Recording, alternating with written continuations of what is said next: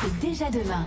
Avec Nina Godard. Nina, bonjour. Bonjour. À 15 jours des municipales, l'épidémie de coronavirus pourrait venir troubler le scrutin. Alors, il y a des technologies qui permettent de voter à distance, plutôt que de mélanger nos miasmes dans les bureaux de vote. Voilà, on pourrait Alors, voter tranquille sur nos canapés depuis notre smartphone ou notre ordinateur. En France, le vote à distance, on parle bien de vote à distance, pas des machines de vote dans les bureaux de vote.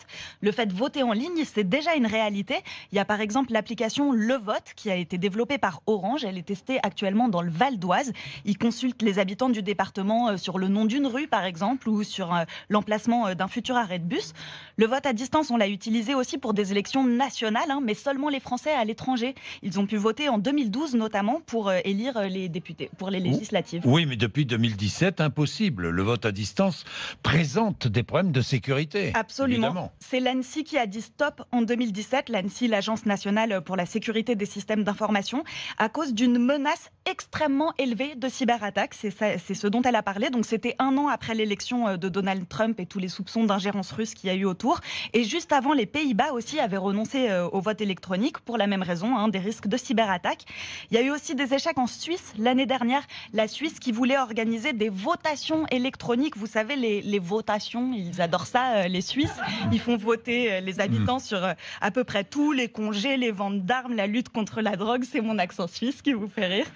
Oui. Voilà, ça peut aller jusqu'à 20 scrutins par an à organiser avec les voix à compter. Donc le vote électronique, ça devait simplifier tout ça.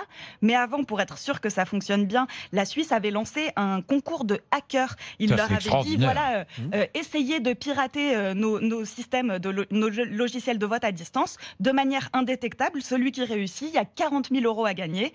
Eh bien, ils ont réussi assez facilement et tous les votes électroniques ont été annulés. On n'a toujours pas de solution, donc, non, face à ces risques de piratage. C'est l'ANSSI qui explique. Le problème, c'est que pour faire voter à distance, il y aura toujours besoin à un moment donné d'un serveur. Un serveur, c'est forcément ouvert sur le monde et donc ça peut devenir une cible. Et même la blockchain, cette technologie qu'on nous vend comme inviolable, qui est à la base des bitcoins, etc., ça ne règle pas le problème. Il y a une application à base de blockchain qui a servi pour les primaires démocrates américaines en février, là, il y a 1 mois. Ça a tellement buggé qu'en cours de route, ils sont revenus au papier. Ouais. Et malgré tous ces échecs, il y a plein de pays qui continuent de travailler sur le vote à distance. Et en fait, c'est moins pour lutter contre le coronavirus que contre l'abstention. Il y a 58% des Français qui disent que s'il y avait une application, des abstentionnistes qui disent que s'il y avait une application, ils voteraient.